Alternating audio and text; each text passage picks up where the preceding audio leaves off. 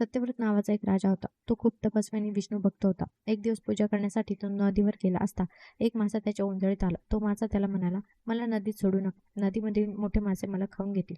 राजा त्या माशाला आपल्या राजमहालात घेऊन आला. थोड्या वेळातच तो मासा मोठा झाला. राजाने त्या माशाला ज्या भांड्यात ठेवले होते ते भांडं त्याला पुरेनासं झालं. नंतर राजाने त्या माशाला दुसऱ्या मोठ्या भांड्यात ठेवलं. त्यातही मासा मोठा झाला. नंतर राजाने त्याला सरोवरात, नंतर नदीत आणि अखेरीस समुद्रात सोडलं.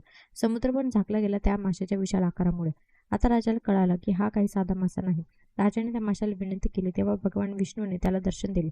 तो मासा म्हणजे भगवान विष्णूचा पहिला अवतार. भगवान विष्णूने त्याला सांगितलं की 7 दिवसानंतर प्रलय येणार आहे. तू एक नाव बनव. त्यात पशु, पक्षी, धान्याचे बियाणे, औषधे, सप्तर्षी अशा सगळ्या वस्तू ज्याने परत सृष्टी निर्मिती करायला मदत मिळेल अशा गोष्टी गोळा करून सज्ज राहा.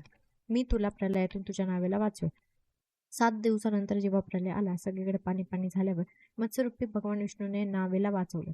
हा सत्यव्रत राजा म्हणजेच वर्तमानचा वैवस्वत म्हणे.